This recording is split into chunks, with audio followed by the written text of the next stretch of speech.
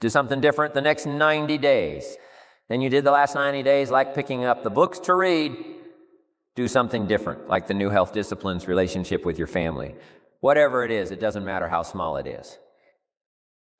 You'll start doing different things with the same circumstances. Since we cannot change the circumstances, but we can change ourselves, we can change what. Then he gave me another secret to success.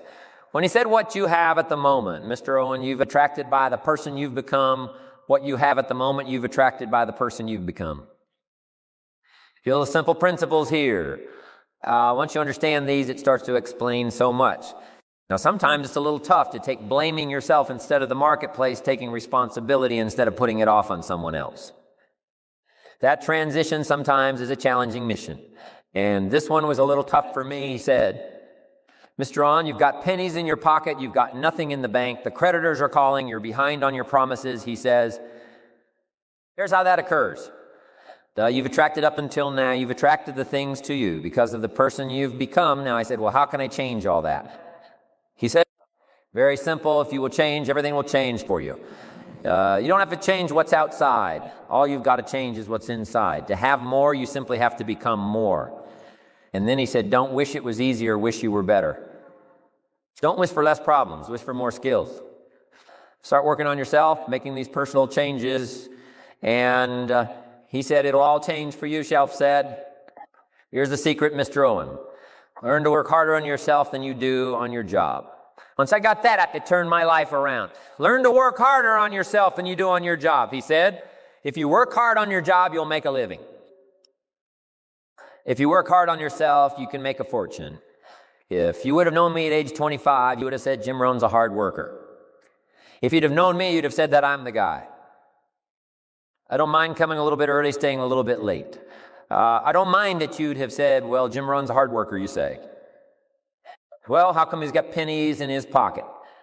Nothing in the bank and behind on his promises. Well, I was a hard worker, but I was working hard on my job, not on my...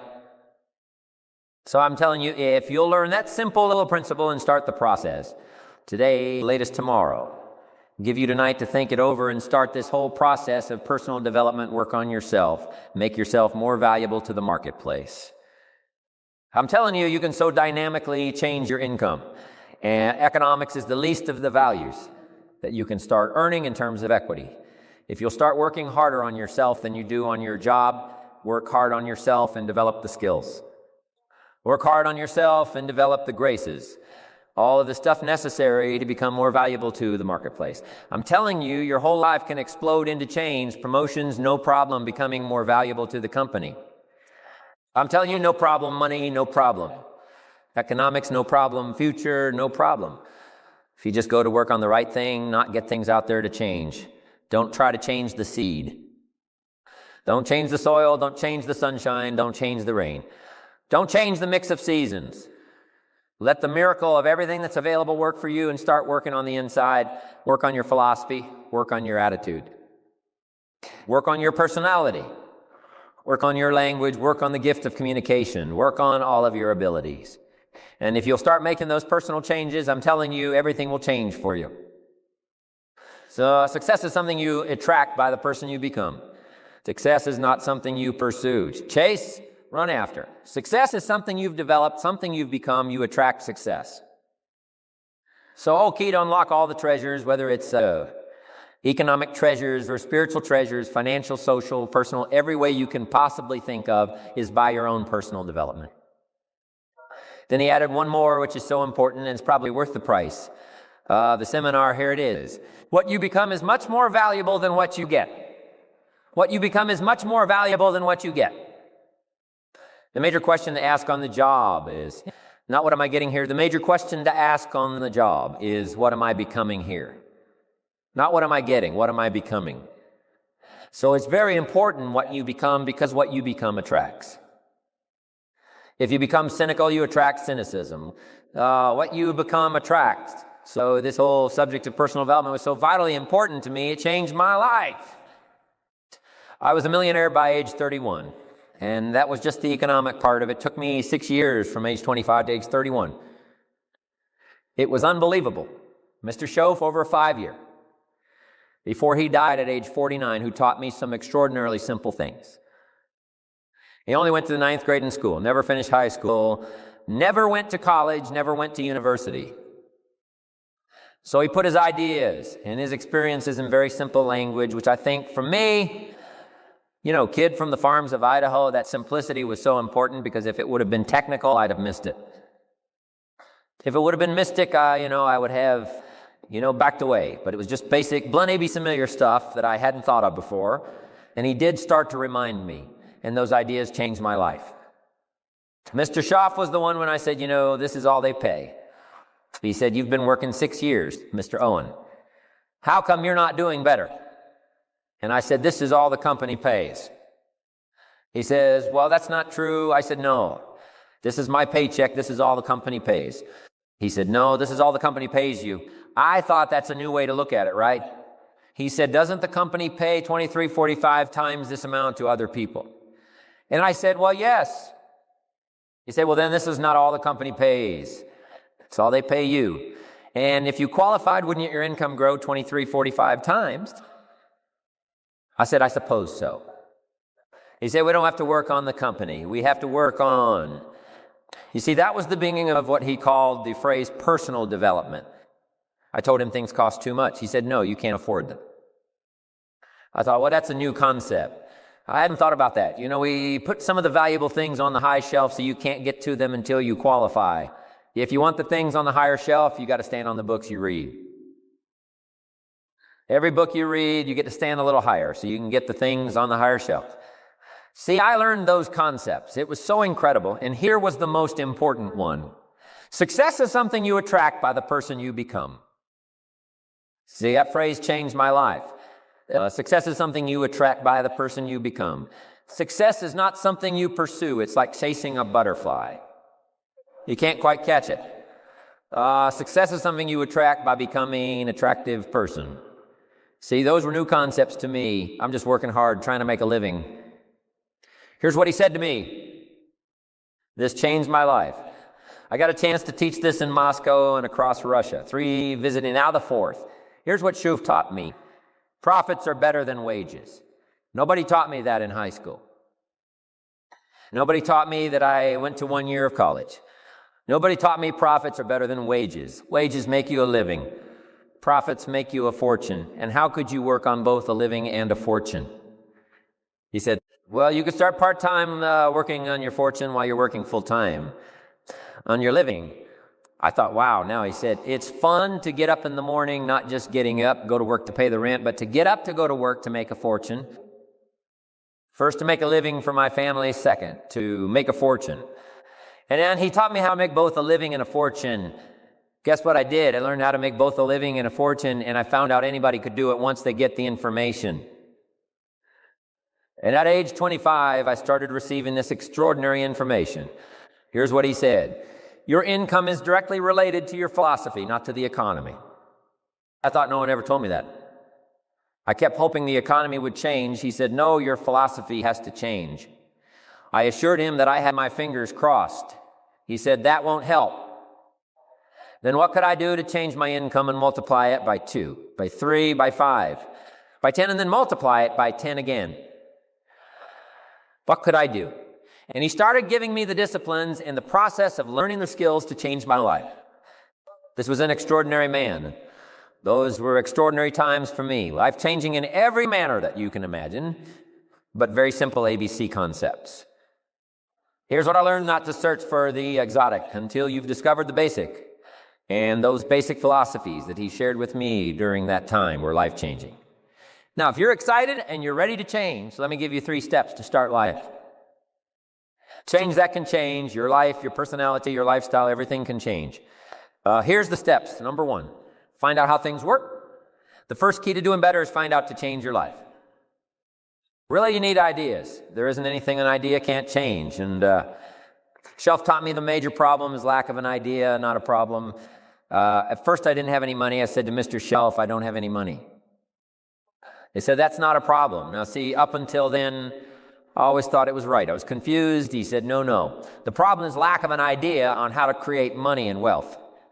It isn't lack of money, it's lack of ideas. So if you get the ideas, so you can change anything.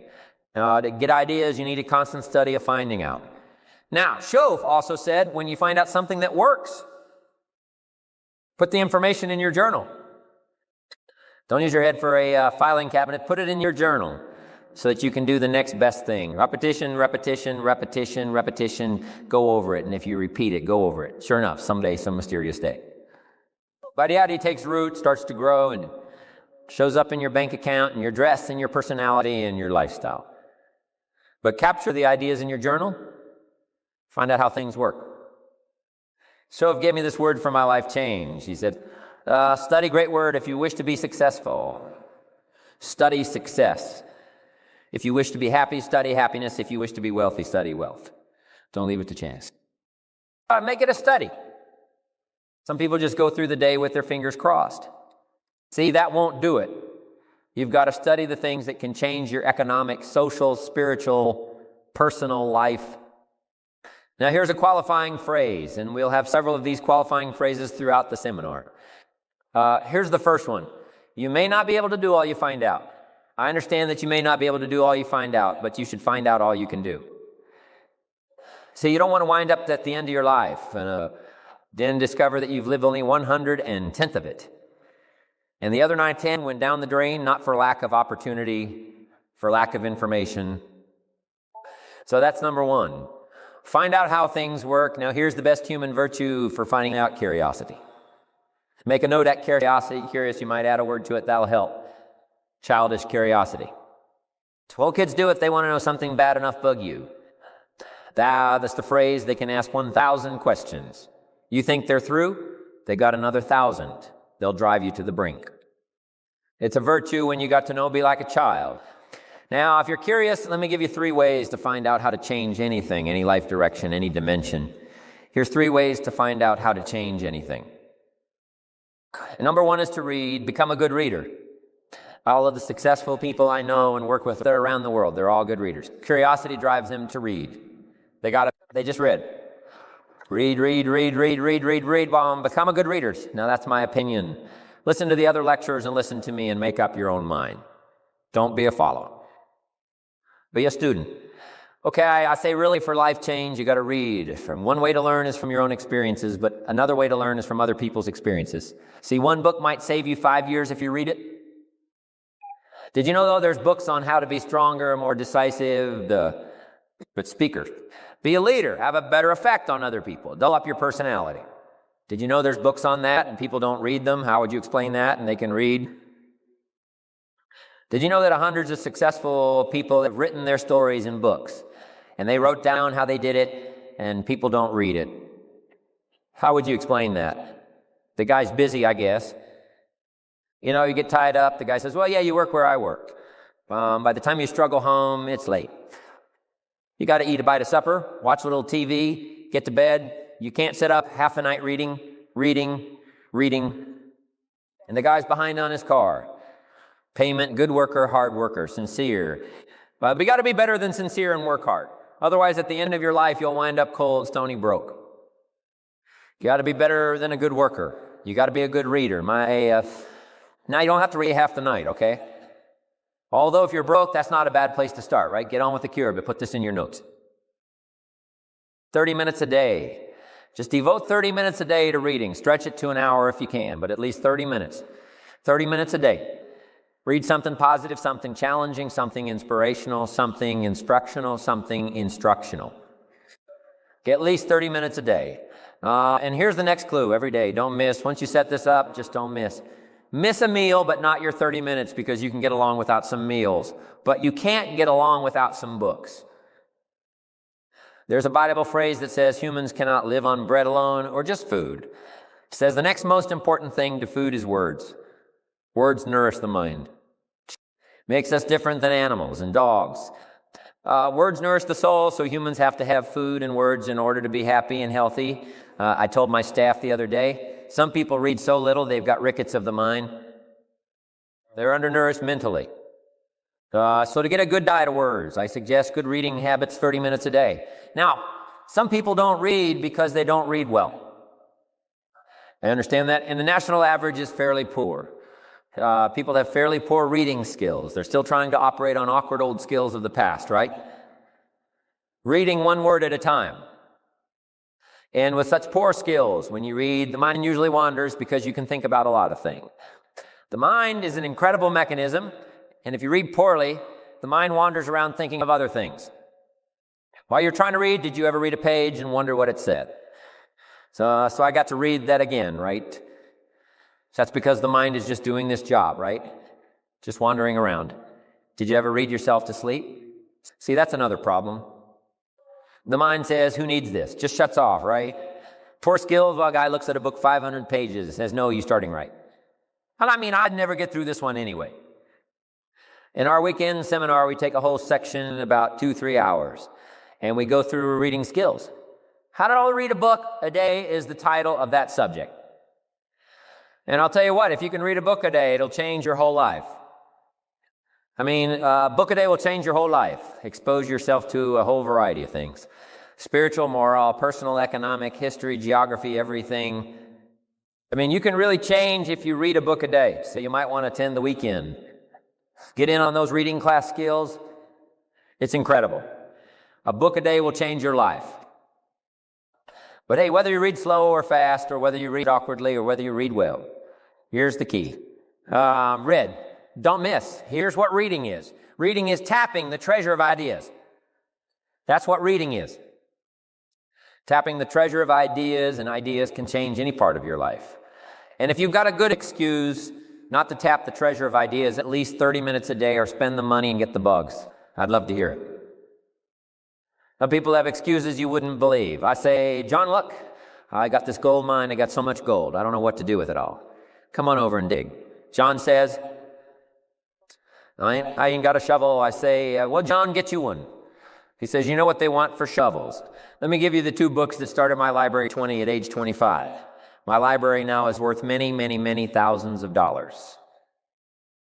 But it started with 2 books Mr. Shelf recommended. These, to me, got me started. Shelf said, become self-educated. He said, standard education will get you standard results, and you can check those numbers and see if that's what you want. But if you want to go beyond that, you now have got to become self-educated. So he got me started in my library. He said, one of the ways is build your library. Now I had a Bible, right? That was 66 books. So that's a pretty good deal. But here's what else he recommended. He said, number 1, get the book Think and Grow Rich. By Napoleon Hill, Think and Grow Rich. If you don't already have it, the title should intrigue you. Think and Grow Rich. I'm that book in a secondhand bookstore. I paid $0. $47 for it. I've still got it. One of the rare hardback covers. I read it several dozen times. Shove taught me repetition is the mother of skill. Some of the ideas in that book helped change my life as I look back on it now. The book was worth several $100,000, and I bought it for $0. 47. What a lesson. I learned the difference between cost and value. Before I met Mr. Shelf, I used to ask, how much does it cost? After I met Mr. Shelf, I asked, how much is it worth? I started basing my life on worth instead of cost, and everything changed. But that was book 1, Think and Grow Rich. The second book he recommended I get was the book on nutrition. Shelf said, study nutrition. I think that first book was by Adele Davis, Eat Right to Keep Fit. I think I've got lots of them now, but I think that was the first one. Shelf said, study nutrition. And there's all kinds of books on nutrition. Just read them all. Some are a little weird, but read them all. If you're weird, do the weird stuff. I mean, whatever, but read them. Then make up your own mind. Remember, don't read and become a follower. Read and become a student. Make up your mind. Find a plan that works good for you, but get the books on nutrition. Here's what Mr. Shelf said to me, vitality plays an important part in doing well. Vitality, he said. Some people don't do well because they don't feel well. It's not that they're not intelligent, it's that they're out. They don't have the zing and the fire and the vitality to do well. So he put it right on me about studying nutrition. He said, Jim, you wouldn't believe it. He said, I got this friend of mine who raises race horses. The guy's got 9 books on how to feed horses. He does not have a book on how to feed himself, he said. My friend studies horse nutrition, studies it, vitamins, minerals, trace minerals, protein, amino acids, carbohydrates, fats, enzymes, proper balance for his horses, Shelf said. He's a fanatic, and he said you ought to see his horses. They're magnificent, beautiful, powerful animals. They can run like the wind. And he said you ought to see him. He's a wreck, he said. The guy feeds his horses better than he feeds himself. Do you ever believe that? In my later studies, I discovered some people feed their dogs better than they feed their kids, if you can believe that. Anyway, I didn't mean to give you a health lecture here tonight. Okay, but take care of yourself. Work on that part because it's one of the answers to doing well. There's even a Bible phrase that says, many times, the spirit is willing, but the body's weak. Now, see, you're in trouble, and that is the problem. You wake up in the morning and the mind says, let's go get them, and the body says, I can't even get out of bed. So you got to work on both sides of this, right? Okay, but get your library started, get the books, put it together. Books are the trademark of civilization. It's fascinating to walk into someone's home and browse through their library, because your library says something about you. So put your reading together. Very important. Here's the second way to find out how to change your life, and that's to listen. Get around successful people and listen now. You can also learn from unsuccessful people. Take notes on both negative and positive. On the negative, the notes are called what not to do, and you got to learn what not to do as well as what to do. So learn from the negatives as well as the positive. Okay? Find out what poor people read and don't read it right. That's good information. Learn from the negative, but now you can also learn from the positive. Get around successful people, listen to what they say, listen to how they say it. It's important. We've all got about 16 waking hours. Practice listening those 16 hours. And I say practice listening because listening isn't easy. I found out it's easier to talk than it is to listen. But if you will, practice listening the 16 hours you're awake. Sure enough, from surprising sources comes great ideas. In sales training, we teach. If you want to learn sales, listen to the kids.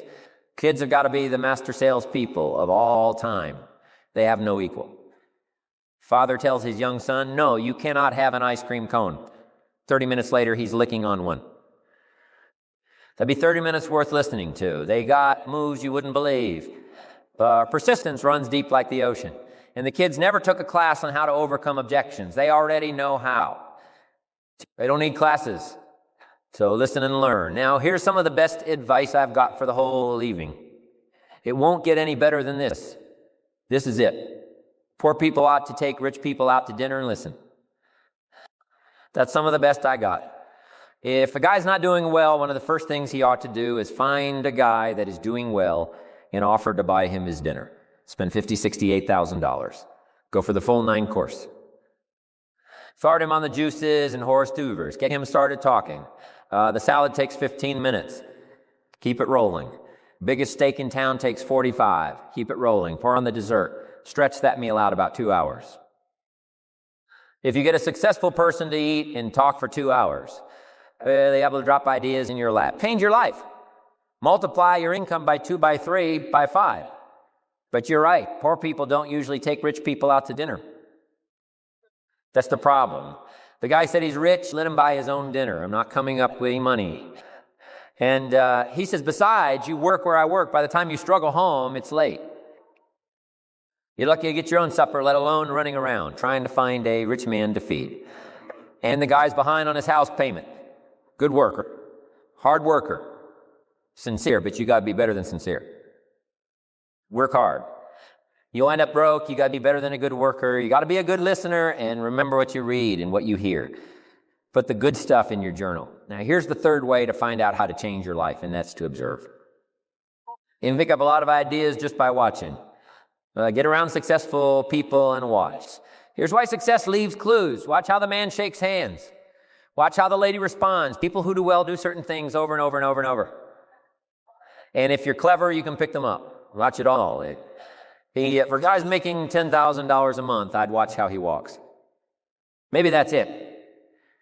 Copy his funny little walk, somebody says. Well, that's kind of a silly walk. Say it's 10,000. I haven't got the money yet, but I got the walk. It's been bound to start somewhere. What I ask you tonight is to be unusual and be a good observer of what's going on. You can pick up ideas that can change your life. Starting tomorrow, just be a more careful observer. Now remember, there's 2 ways to see. One is called sight, see with your eyes. The other one is called insight. See with your mind. See with your eyes, you'll see things. See with your mind, you'll see answers. Put your eyes and your mind to work. And the best advice on developing sight and insight is pay attention. Don't miss anything. In the weekend seminar we teach, one of the greatest fatalities to success is preoccupation, lack of concentration. The guy's mind wanders. So you wind up average. You've got to learn to zero in, concentrate. I read a good article one time. Reader's Digest, the title is Wherever You Are. Be there. Excellent. Don't miss anything. Now we've lingered a little bit long on one here for personal development. Find out how things work.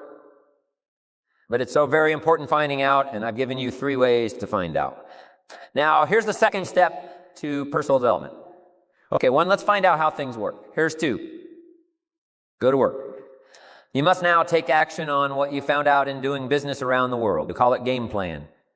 Put together your game plan. One of the major things we teach on the weekends. Seminars, game plans, how to game plan your office. If you're in sales, you need a game plan. Kids need a game plan. You need a home game plan, social game plan, business game plan. Everybody needs game plans, financial independence game plan, your investment game plan. Don't think in your head. Put it on paper. Don't operate out of your mind. Operate from paper. I often ask somebody, what are you going to do the next 6 months? And somebody starts to tell me, I say, no, don't tell me, show me. And show me your game plan for the next 6 months. Then I can look at things and maybe I can help. But you got to operate from paper. Put on a game plan. Take action on what you found out. Now here's the best word I know of to go with action. Massive. See, that'll change everything. Massive action is called the cure-all. If you're going to make calls, make a few thousand. If you're going to make contacts, make a few thousand. If you're going to knock on doors, knock on a few thousand. See, that'll change everything. Here's the language of the poor. I'll try it a time or 2 and see what happens. It's the way poor people talk. The guy says, well, I'll give it 30 days. 30 days. You could guess his bank balance. You got to have a better game plan. So here's one of the major things to do. Starting tomorrow, take a look at your game plan. If it isn't loaded with massive action, change it to tomorrow action. The formula really works like this. Pick up a good idea. Take heavy action. Pick up a couple of good ideas. Take heavy action. That's the formula for success, heavy action. It's a good thing we can edit all this, right? The formula for success, take heavy action on a good idea, right? That's the ratio. Now here's the key. Don't wait till you've learned 2,000 or 3,000 things, because that way you'll use up all the time and you could wind up smart and broke. And hey, it's okay to be dumb and broke, but if a guy's smart and broke, that's pitiful. Don't let your learning lead to knowledge.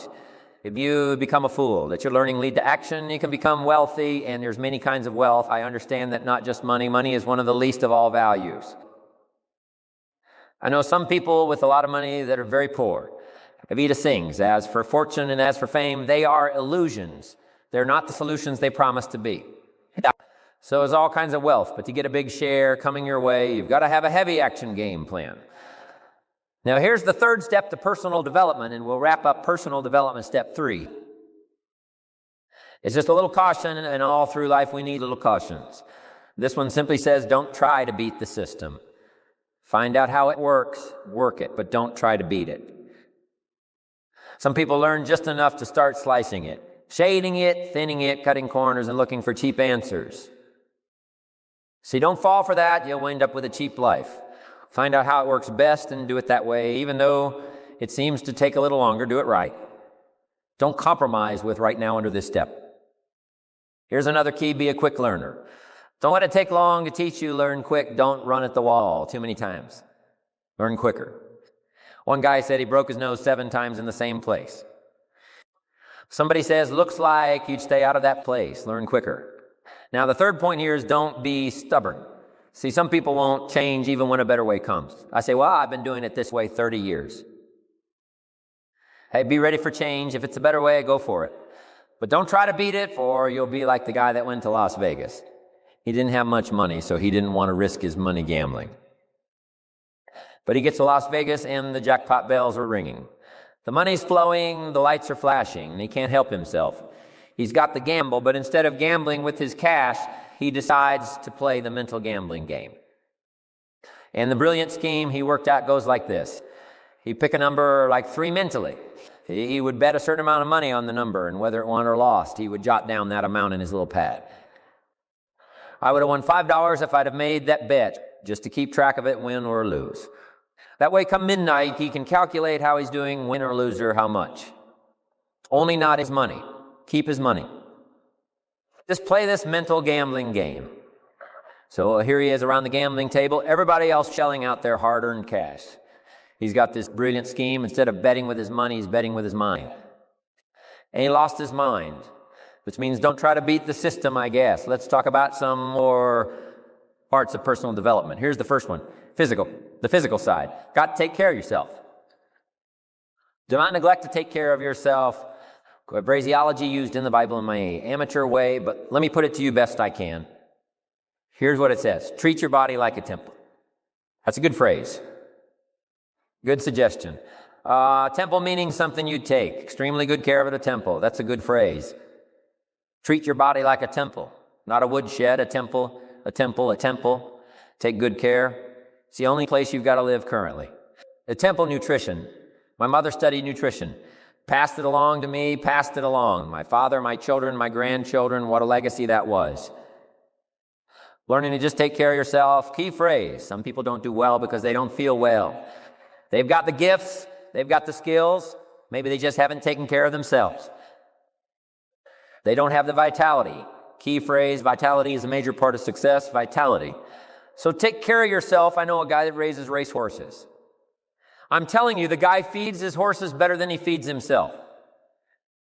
He's so careful how he feeds his horses. He's so careful what they eat. He's so careful that they get everything. And because of that extreme care, I mean, these are magnificent animals. They can run like the wind, but you ought to see this guy 10 steps up a flight of stairs. And I mean, he's all out of breath. His horses can run like the wind, and he can hardly make it up the steps. The guy takes care of his animals better than he takes care of himself. Some people feed their dogs better than they feed their kids. Physical. Now, there's all kinds of parts to physical. Here's one appearance. It's part of the physical. Never have a second chance to make a first impression physical side. And here's some of the best advice on appearance I can give you. Comes from ancient script again. It says God looks on the inside, people look on the outside. Isn't that good information? Now you say, well, people shouldn't judge you by how you look. Well, let me give you a clue. They do. You can't deal in these shoulds and shouldn't. You'll be tipped over the rest of your life. Now, of course, when people get to know you, they'll judge you by more than what they see. But at first, they're going to take a look. So here's the best advice I can give you. Make sure the outside is a major reflection of what's going on inside the physical side. A few minutes a day, stay healthy. A little bit of nourished, a little bit of study on nutrition, stay healthy. Okay? Now here's the next part of personal development, the spiritual part. I'm an amateur on the spiritual side. I do happen to believe that human beings are more than just an advanced life form, an advanced species of the animal kingdom. I do believe humans are a special creation. That's just my personal belief, and I don't ask you to buy it. But here's what I do ask you to buy if you do believe in spirituality. In any manner, here's my best advice. Study it and practice it. Do not neglect your values. Do not neglect your virtues. If you do believe in spirituality, my advice is study it and practice it. Don't let it go unstudied. Don't let it go unnourished. If you do believe, that's my best advice on the spiritual side. Now, here's the third part. The mental side part of this personal development challenge is to develop, mentally learn, study, grow, change. It's what schooling is all about, and the human development takes time. Incredible amounts of time. Why we've taken the time for this seminar just takes time. Some things you can't cover in a 20-minute speech. You can't cover in a little 5-minute talk takes time. For humans, it seem like more time than any other life for human beings. The little wildebeest in Africa. Guess how much time it's got as soon as it's born to be able to run with the pack so it doesn't get eaten by the lions? But guess how much time it's got? A few minutes. Not hours, not days, minutes. Wow. But the human baby, wow. After 16 years, we're not sure. Unbelievable amount of time it takes. So it does take time for personal development. It does take time for spiritual development, physical development. But here's also what takes time. And that's your mental development. Feeding the mind, nourishing the mind. Some people read so little. They've got rickets of the mind. They couldn't give you a good, strong argument as to their own personal beliefs. I'm telling you, you got to be able to pick up those ideologies. You got to be able to pick up the philosophy. And here's the next part. You got to be able to defend it. If you can't defend your virtues, and if you can't defend your values, I'm telling you, even in the 90s, you'll fall prey to philosophies that are not in your best interest. And we've got to help our teenagers. We've got to help our kids, especially to be able to debate the major life issues. The political issues and the social issues and the religious issues and the spiritual issues and the nutritional issues and the economic issues and all of the rest of the issues that are valuable for us to build the kind of equities we want. You got to get yourself ready. And one of the ways you got to get ready is not just physical and not just spiritual. You got to get ready mentally. And this is where Schaff went to work on me to be ready mentally to develop the philosophy and also be able to defend your virtues and your values.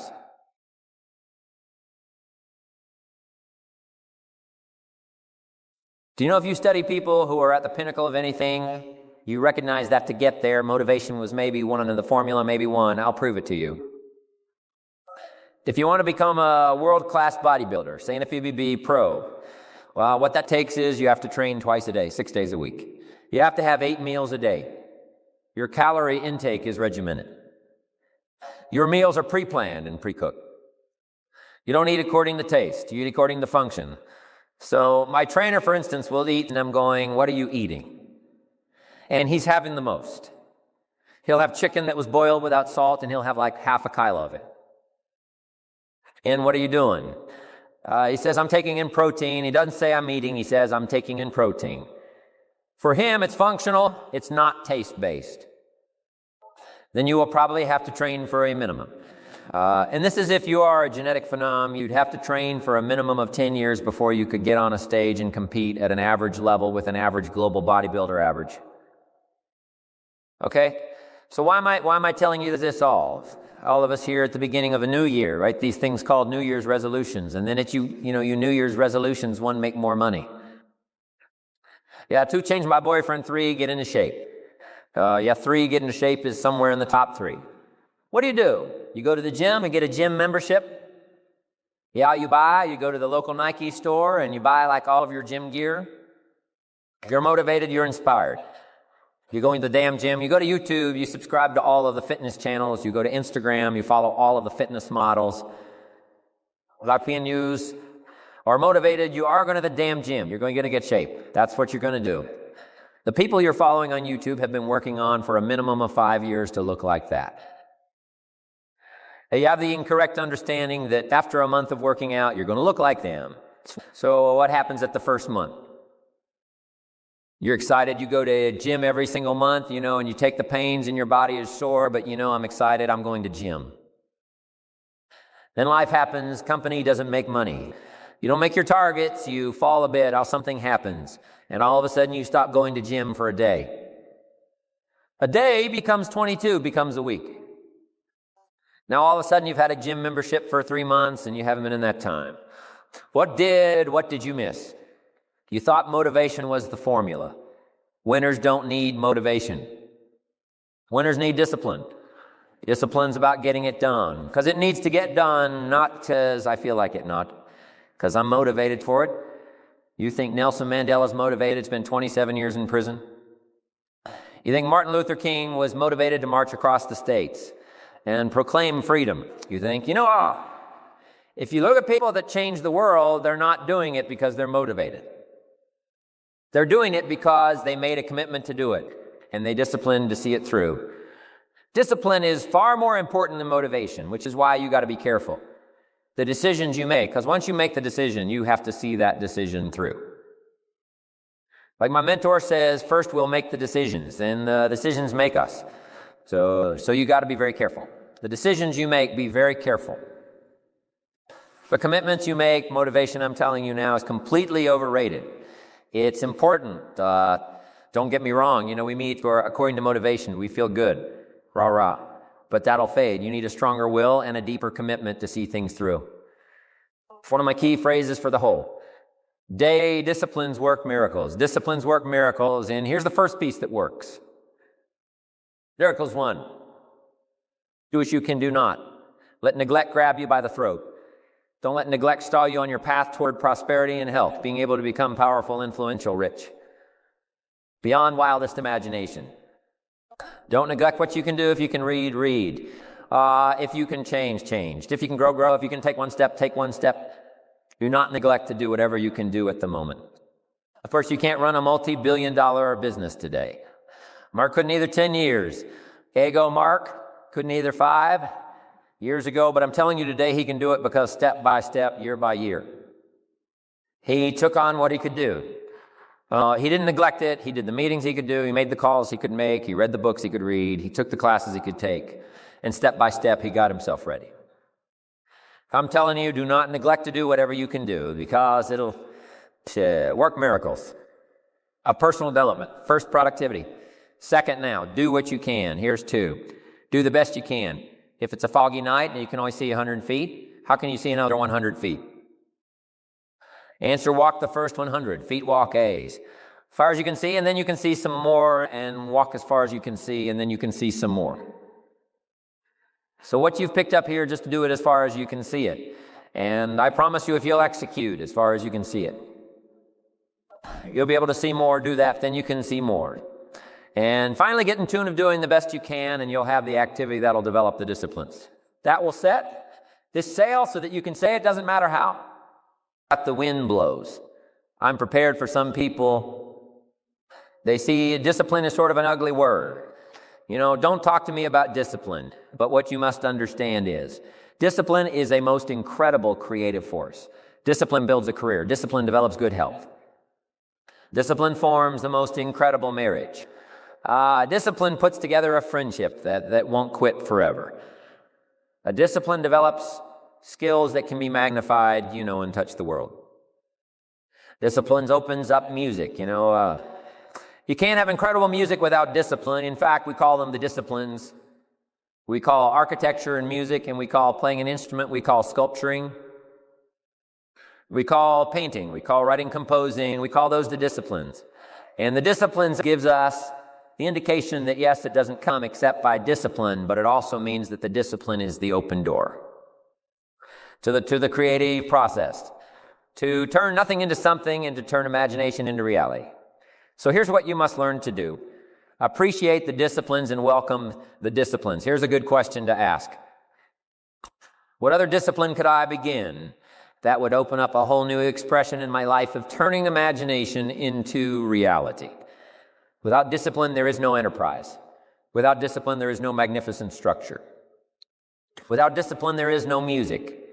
Without discipline, there is no health. Without discipline, there is no advantage. There is no future. So discipline is all when it comes to imagination, having something real, believing in it, and turning it into reality. The key to development is to be all that you can possibly be. I don't know what your talents are. I don't know what your skills are. But here's what I probably am right on that. You're behind on an accelerated effort toward your full development.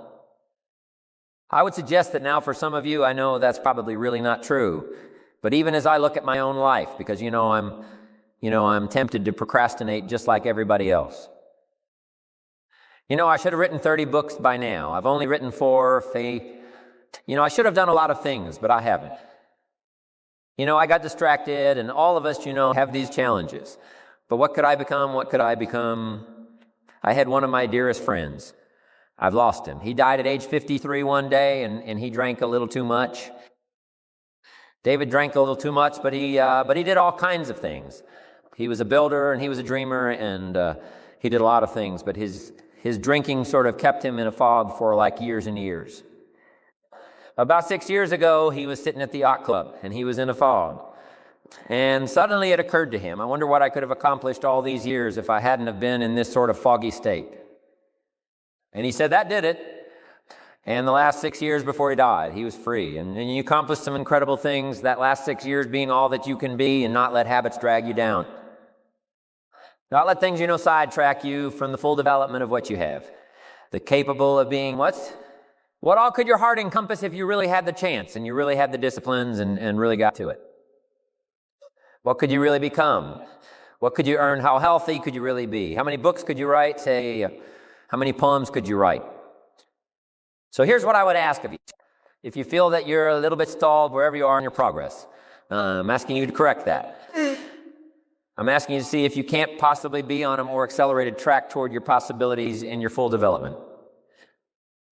Here's what life is all about to become all that we can possibly be. The full development of all of your potential, that's number one. Number two is the wise use of all of your resources. That's what life is all about. Discipline, if there is a magic word that stands out above all the rest, this is the one: discipline. Discipline is the bridge between thought and accomplishment, the bridge between inspiration and value. Achievement, the bridge between necessity and productivity. Remember, all good things are upstream. The passing of time takes us a drifting, and drifting only brings us the negative, the disastrous, the disappointment, and the failure. Failure is not a cataclysmic event.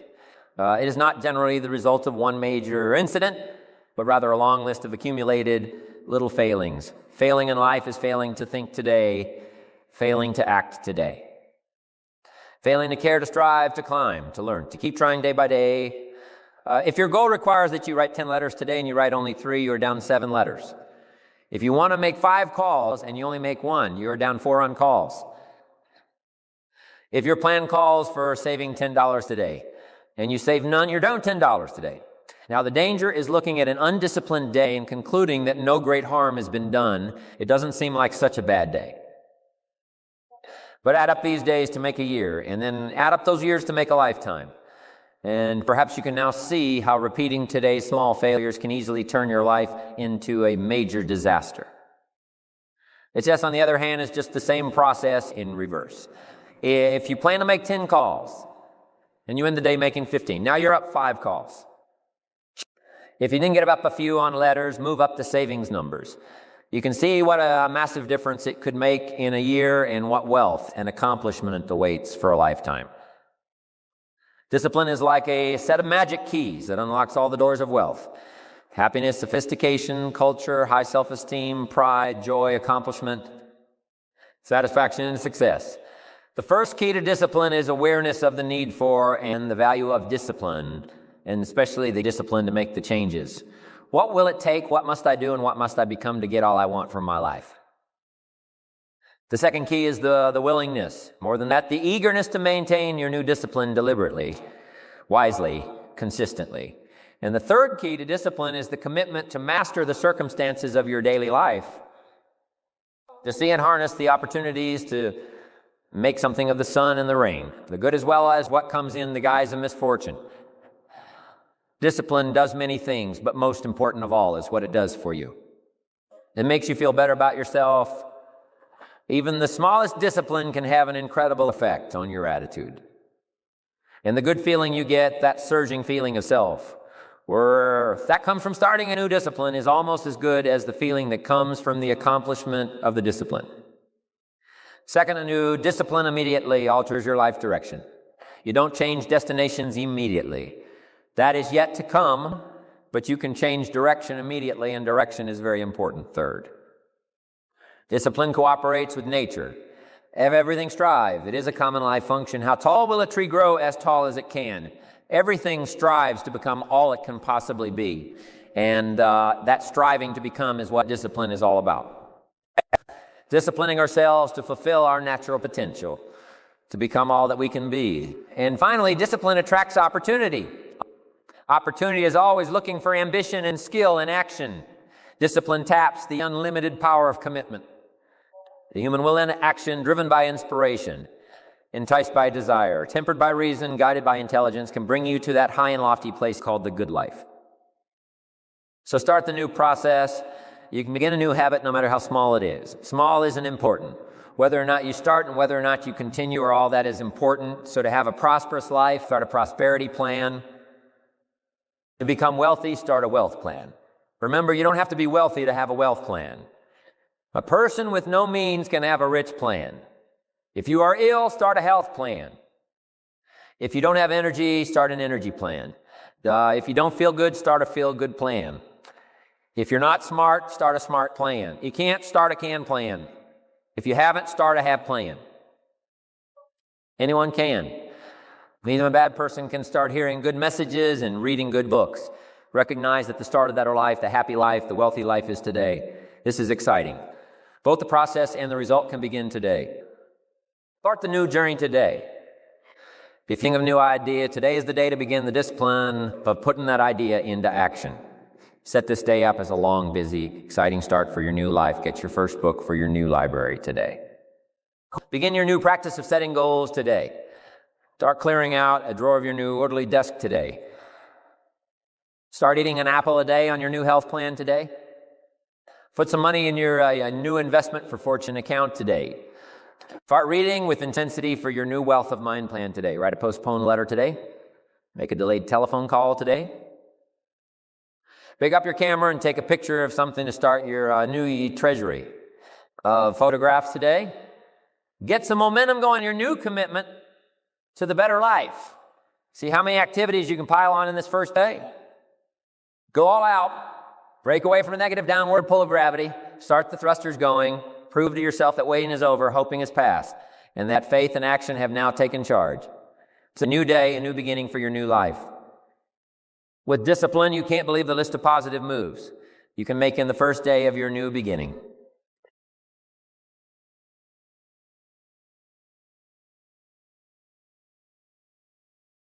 Ask people why they procrastinate, and you'll often hear something like this. I'm a perfection. Everything has to be just right before I can get down to work. No distractions, not too much noise, no telephone calls interrupting me. And of course, I have to be feeling well physically too. I can't work when I have a headache. The other end of procrastination, being unable to finish, also has a perfectionist explanation. I'm just never satisfied. I'm my own harshest critic.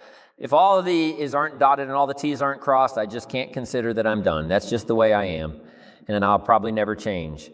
Do you see what's going on here? A fall is being turned into a virtue. The perfectionist is saying that his standards are just too high for this world. This fault into virtue syndrome is a common defense when people are called upon to discuss their weaknesses, but in the end, it's just a very pious kind of excuse making. It certainly doesn't have anything to do with what's really behind procrastination. The basis of procrastination could be fear of failure. That's what extreme perfectionism really is. Once you take a hard look at it, what's the difference? Whether you're afraid of being less than perfect or afraid of anything else, you're still paralyzed by fear. What's the difference? Whether you never start or never finish, you're still stuck. You're still going nowhere. You're still overwhelmed by whatever task is before you. You're still allowing yourself to be dominated by a negative vision of the future in which you see yourself being criticized or laughed at or punished or ridden out of town on a rail. Of course, this negative vision of the future is really a mechanism that allows you to do nothing. It's a very convenient mental tool. Well, I'm going to tell you how to overcome procrastination. I'm going to show you how to turn procrastination into perseverance. And if you do what I suggest, the process will be virtually painless. I'm going to be very specific about how you can do this. A moment ago, I referred to a negative vision of the future as a mental tool for inactivity. If you've been using that tool, I'm going to ask you to talk to the side and start using two other very powerful principles that foster productivity and perseverance instead of passivity and procrastination. The first principle is break it down. No matter what you're trying to accomplish, whether it's writing a book or climbing a mountain or painting a house, the key to achievement is your ability to break down the path into manageable pieces and knock them off one at a time. Focus on accomplishing what's right in front of you at this moment and ignore what's off in the distance someplace. Substitute real-time positive thinking for negative future visualization. That's the first all-important technique for bringing an end to procrastination. So as I were to ask you if you could write a 400-page novel, if you're like most people, that would be an impossible task.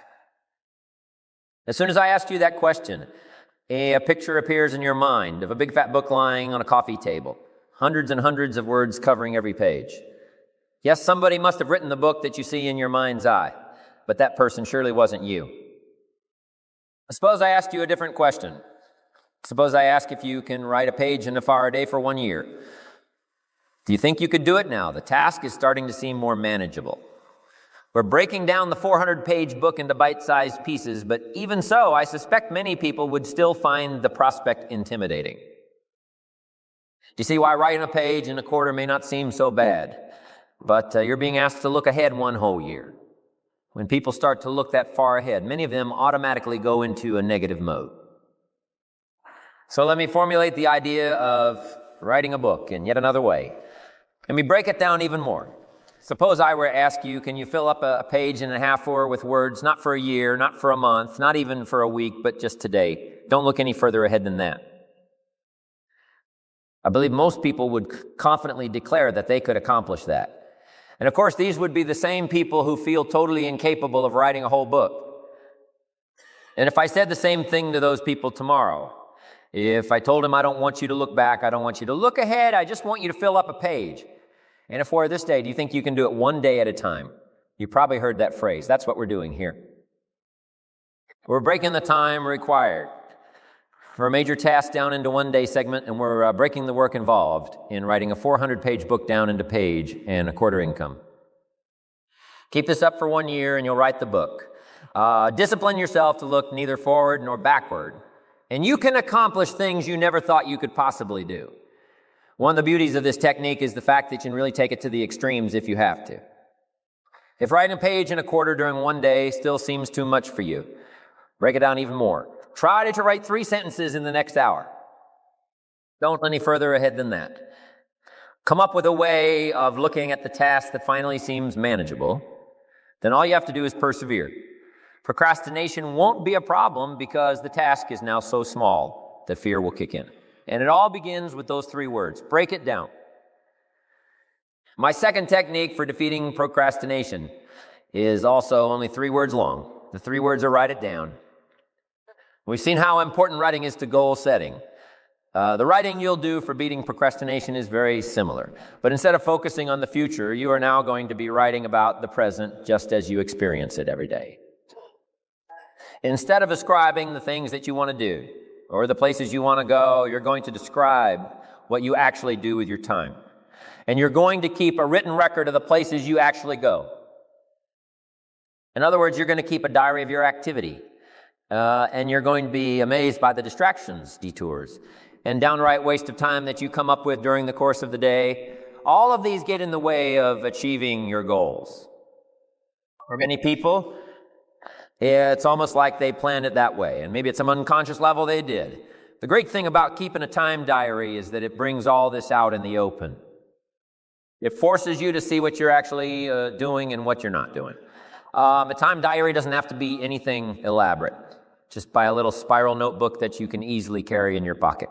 When you go to lunch, when you drive across town, when you go to the dry cleaners, when you spend some time shooting the breeze at the coffee machine, make a quick note of time you began the activity and the time it ended. Try to make this notation as soon as possible. But if it's inconvenient to do it immediately, you can do it later. But you should make an entry in your time diary at least once every 30 minutes, and you should keep this up for at least a week. What else do you have to do to gain the benefits of this extremely powerful productivity technique? Nothing. You don't have to do anything else at all. It's just a process for making yourself aware of how you actually spend your time. You'll naturally and effortlessly begin to reorganize your life. Perhaps that seems like too much to believe, but it's true. When you're forced to write down the fact that you hung out at the coffee machine for 15 minutes today, you'll think twice about doing that again tomorrow.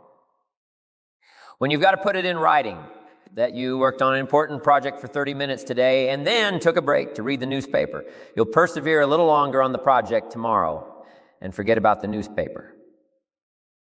Just try keeping a time diary for 1 week, and you'll see how it can revolutionize your ability to focus and achieve your goals. Break it down, write it down. Very easy to understand, very straightforward. But these are powerful and effective productivity techniques. This is how you put an end to procrastination. This is how you get yourself started.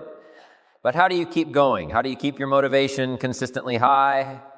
How do you learn to persevere when the novelty is worn off and you're still some distance from your goal? We'll talk about that in a moment. The Irish poet William Butler Yeats once wrote a poem describing some of the unfortunate characteristics of the modern world. One of the things Yeats noticed was the fact that bad people seem to have the most energy, while good people become discouraged and doubtful of their own ability. The best lack all conviction, while the worst are filled with passion and intensity. Those are the words Yeats used.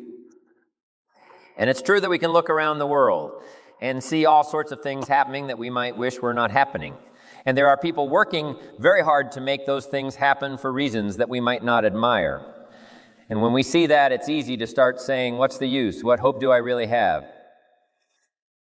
Why don't I just give up on all the things I've been trying to accomplish and just start taking it easy? Even people of strong character feel that way sometimes. All of us have moments like that. That's when perseverance gets really, really tough.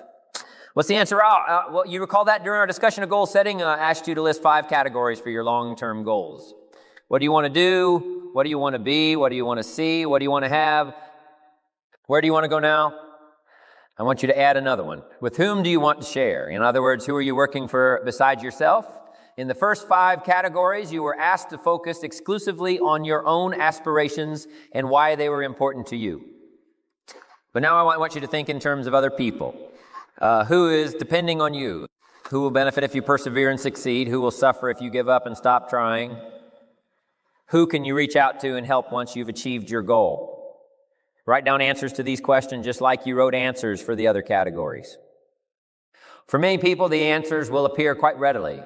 If you have a family, your spouse and your children are depending on you. Perhaps even your parents are depending on you now, if they're elderly and require some care. But even if you're a single person or just starting out in your career, you can think of reasons to persevere and succeed that go beyond your personal needs. Maybe you would like to share some of your financial success with the schools that educated you, or with the religious institutions that gave you spiritual guidance, or with a hospital that helped to heal you on some occasion. This sharing doesn't have to be limited to money either. If your work has given you certain skills, you can share your time and your abilities. You can. And you should. But even this isn't putting it strongly enough. It isn't just that you'll do better if you feel you're working for others in addition to yourself. You absolutely must find reason outside yourself to persevere. If you want to keep going when the going gets tough, Hemingway wrote, a man alone hasn't got a chance. And that doesn't mean only that you need people to help you in life. It means also that you need people you can help. You need people who can become the real reason for perseverance above and beyond your material possessions or your financial success. What's in it for me can only take you so far. What's in it for somebody besides me can take you as far as you need to go. In the last days of World War II, the American cruiser Indianapolis was sunk by an enemy submarine. This was one of the most tragic incidents of the war for American forces, in which hundreds of men lost their lives. Many who made it through the initial attack had to spend days and nights in the water before rescuers arrived. The experience of trying to stay alive in the water was so overwhelming that many people simply gave up. In fact, the survivors reported later that virtually everyone wanted to give up at one time or another. But whenever someone wanted to quit trying, the others would talk to him about the people back home who needed him, who were depending on him to survive. And if there was no one who was depending on him right then, they would talk about people in the future who would someday be needing him. People he hadn't met yet, people who hadn't even been born yet. They conjured up all sorts of reasons above and beyond. Simply surviving. This motivation beyond the self was the only motivation that was strong enough. And what was true in an extreme sense for those men in wartime is also true in all our lives, no matter what we're trying to accomplish.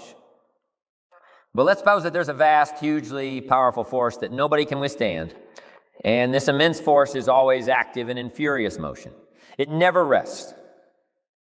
It's like a slowly flowing river that can eventually carve the Grand Canyon out of solid rock, but that comparison doesn't really do it justice. The force I'm talking about is much more formidable than any river or ocean or glacier or any other natural phenomenon. Now, in trying to achieve your life goals, would you prefer to fight against this great force? Would you want to struggle against this mighty power that has all the odds overwhelmingly in its favor? Or would you rather enlist this great power in your cause and make the inevitable work for you instead of against you? Take your time before answering.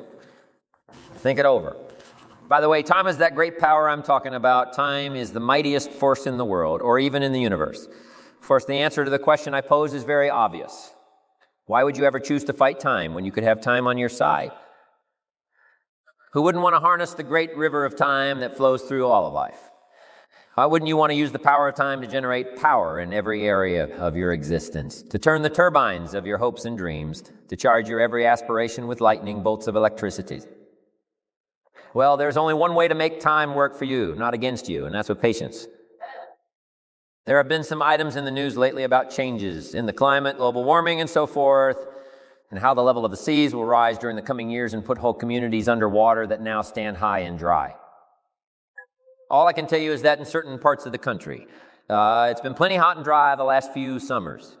And I'm sure there have been times when the residents of those areas would have liked to have seen some big ocean waves come rolling across the plain. Think for a moment about any state that's in the middle of this continent, away from the coast, and ponder this question. What do you suppose it would take to turn that state into a kind of surfer's paradise? So when it gets hot, you could just go out and let the waves cool you off. For example, what would you need in order to turn Texas into California? You take the perspective of an engineer, you'd maybe think about the water rights, the dams, and all the good stuff. You need the kind of undertaking that would make the Hoover Dam and Lake Mead look like a little inflatable backyard swimming pool. From that perspective, the whole notion's not only impractical, it's impossible. But if you believe everything that's been written about global warming and rising water, you realize that it isn't really an impossible proposition. In fact, some people are saying it's inevitable. You don't need any water rights or dams to see it happen either. All you need is patience. Here's another illustration of the power of patience. Imagine you're at a cottage in New England. When a blizzard hits, there's more snow in less time than any other winter on record. If you went to bed in the middle of this blizzard, you'd probably assume that when you got up, you'd have to shovel the drifts away from the front door just to get down the steps. You may even think about getting started on the work before you go to bed. But in this case, as it turns out, all of that bedtime effort wouldn't have been necessary overnight. The wind keeps blowing, and while you sleep, it shifts around 180 degrees, so all the snow on your front porch is cleared away. Naturally, you don't have to knock yourself out with a shovel. You may be saving yourself from a stiff back or a heart attack, and all you had to do was wait. Patience. There's a type of person for whom everything is undertaken out of desire to achieve a goal. They prepare food in order to eat it, not just for the fun of being in the kitchen. They start a business in order to make money. They exercise in order to get in shape. I'm sure that some of these people are very successful, and they are certainly highly organized. But in my opinion, a person of truly strong character sees success as an adventure, not as a point with an estimated time of arrival. The latter approach to me is impatient thinking. Impatient can lead a person into some very big mistakes. First of all, when you're always looking somewhere else, whether it's down the road or up toward the top of the mountain or off toward the left field fence where you're hoping to hit that grand slam home run. When you're looking off in the distance like that, you often miss what's under your very own nose. That means the pleasure and fun of living, which come in the here and now, get overlooked for something that not only isn't here yet, but might never arrive true. Patience is more than just a waiting game. Patience doesn't mean you sit around hoping for something to happen. Patience is not a passive quality. Sometimes patience can mean doing something else entirely. Thinking about another venture, taking off in a different direction while you give events a chance to run their course. All through his long career on the screen, John Wayne never felt he got the credit and recognition he deserved for his skills as an actor. Yes, his films were consistently successful at the box office, and even today, John Wayne is still the #1 favorite movie actor in the United States. But a big following among moviegoers didn't translate into critical esteem or the respect of his peers. That's what the Duke wanted, and he felt he deserved it too. Then, the last years of his life, he made a movie called True Grit, in which he played a drunken, one-eyed old-us marshal named Rooster Cogburn.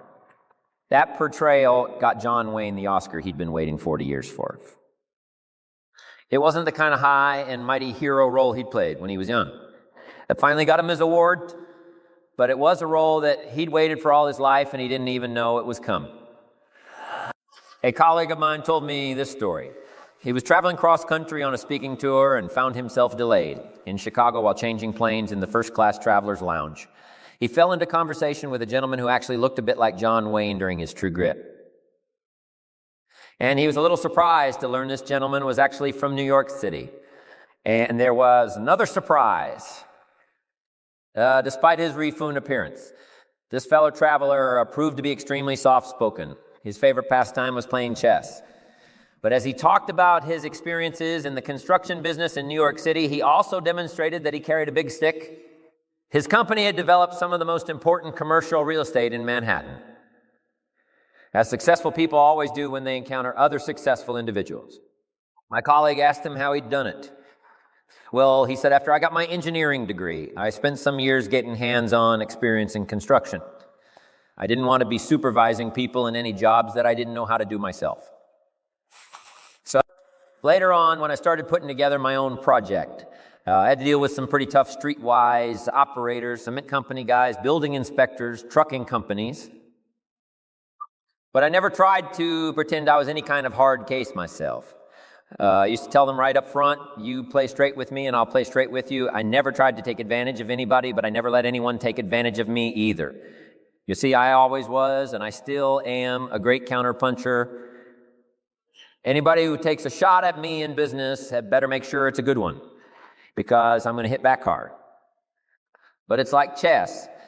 You don't necessarily hit back right away. You have to be patient. You have to wait for the right moment. You have to let the other guy know, okay, you had your chance.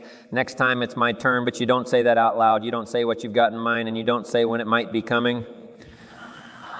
You just go on polite and friendly as ever. You don't ever let on that you're waiting for an opening, but you rest assured that your chance will come. Like any other investment, it takes patience. Patience is the key. Needless to say, those several hours between flights were both informative and enjoyable for my colleague. And we can all learn from this story. Don't concentrate on things you can't influence, like when the planes are going to take off. Instead, focus on things you can control. And when you meet somebody you can learn from, then learn everything you can while you got the chance.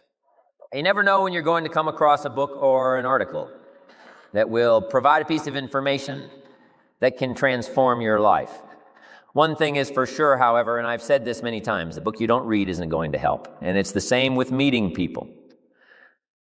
You never know who is going to be able to teach you exactly what you need to know. Even if you don't need to know it now, you might need to know it at some point in the future.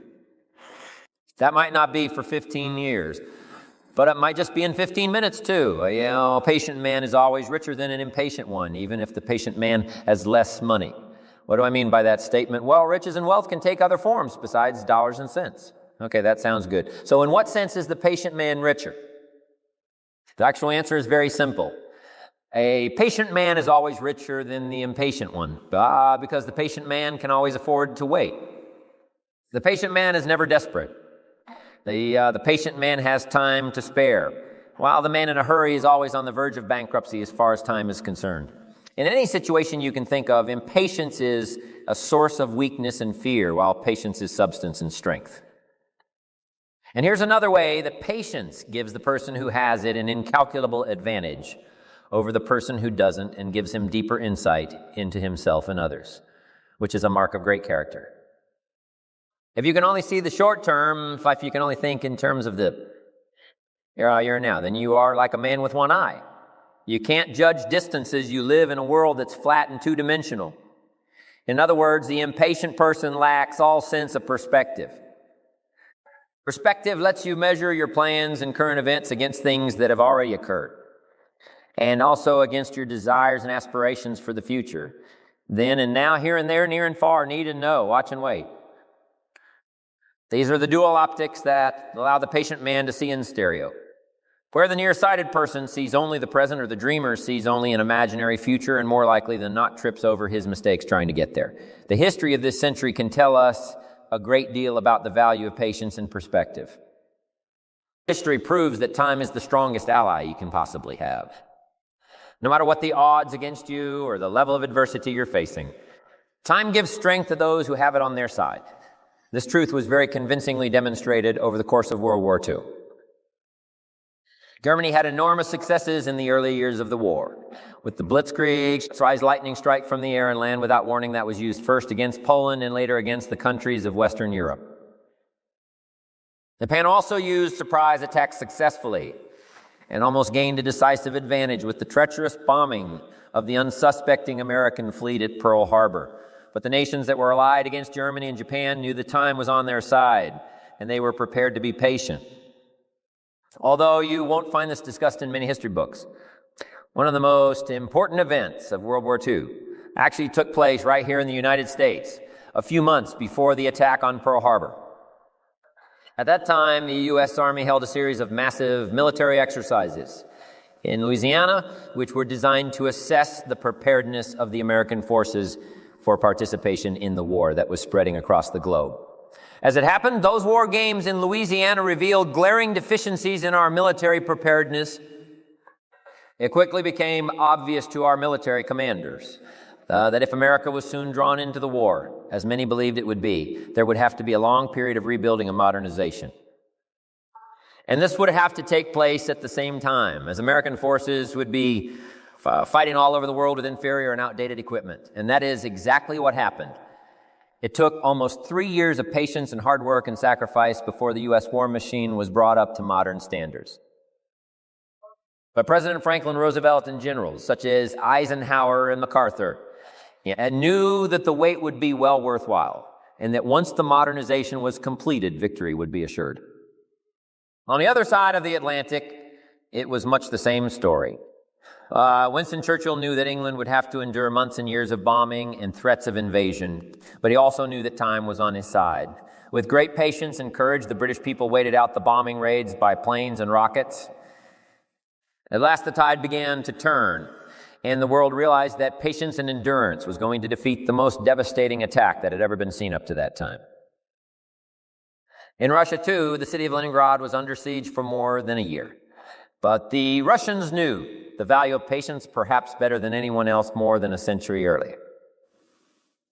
After all, they had left their bitter climate and the sheer size of their land. The French armies under Napoleon and the same natural forces eventually prevailed against the new invader. It was patient countries, the United States, England, and Russia, who won the Second World War against enemies who banked on surprise and the hope of a quick victory. There's no area of human activity that requires more patience than raising children. If you haven't got patience when you start out in this, you're going to have to learn it one way or the other.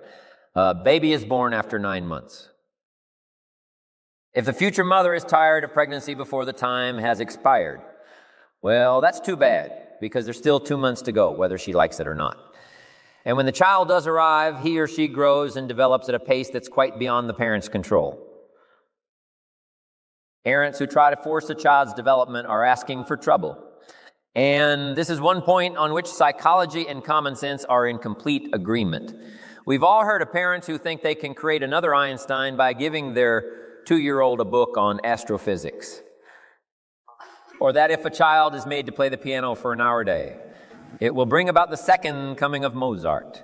None of this works, of course, and it also ignores the fact that all real prodigies develop completely according to their own timetable. And even then, the result was usually not exactly what one might have hoped for. Mozart, for example, had a very difficult later life. And he died young, in part, because he grew up so much sooner than her children. He never really had a childhood, and at 30, he was already an old man anyway. It doesn't take textbooks on physics or hours of music or any other kind of force to teach something effectively to children. It just takes one thing. It takes patience. It may seem like a callous comparison, but there's a sense in which raising children is like any other investment. So much depends on when you need to cash in your chips. If you're in a hurry, if you need to see results tomorrow, you're putting a lot of pressure on everybody, and there's likely to be a great deal of disappointment. But if you can afford to wait, you can ride out the hard times and eventually realize a profit. The odd thing is, sometimes waiting for years is easier than it is to wait for a few days or even a few minutes. None of us felt too strained because we had to wait 12 years to go through grammar school, middle school, and high school before getting out.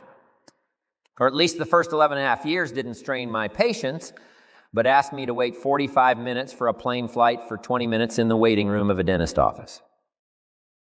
And if you catch me on the wrong day, it's almost more than I can handle. We all find ways to wait for the next paycheck, but how many can wait patiently in a checkout line in a crowded supermarket? How many people can stand and wait quietly for an overdue train on a railroad platform?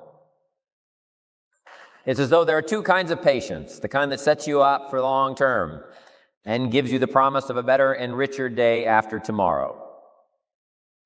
Then there's the other kind, the sort of patience that helps you remain sane and sociable while you're waiting in line or watching the clock or waiting for a pot of water to boil. These kinds of patience, so different and yet so much the same, mailed into your character and have a fundamental effect on your physical constitution.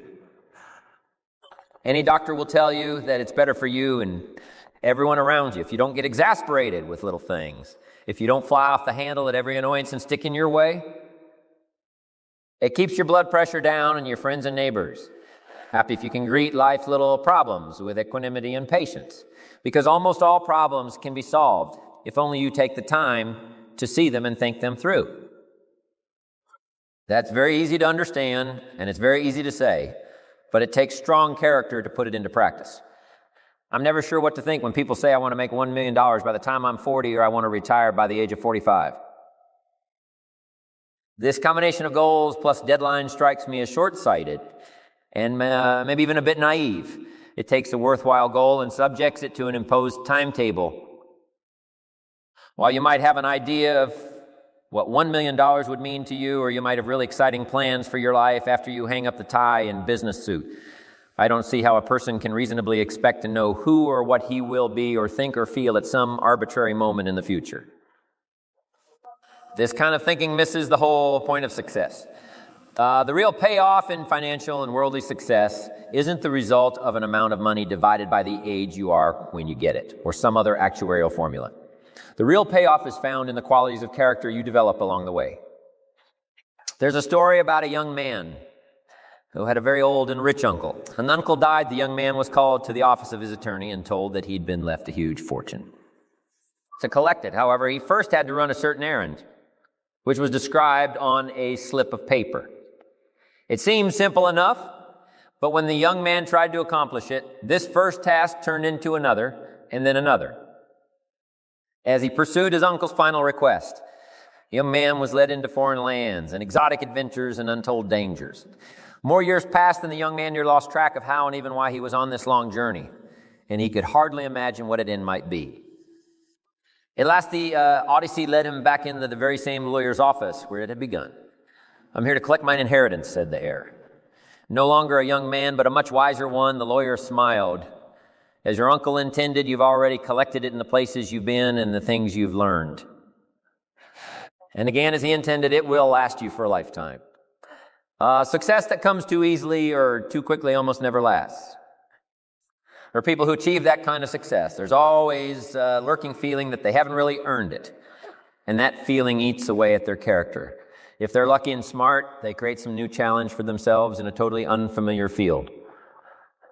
These people have to build their character in order to survive their sudden good fortune, and that's the kind of character building that's done in an emergency. In fact, it's a true case of the cart coming before the horse. This doesn't require patience because there is no waiting or planning or even expectation involved. It's more a test of a person's upbringing than a test of character. We've seen how often the qualities of a strong character demand the presence of opposite qualities in an almost paradoxical way. Patience is no exception. Patience does not mean wait till next year. It means this year, but if not next year, for sure. I think Thomas Edison put it best. Everything comes to him who waits, but it comes sooner to him who hustles while he's waiting.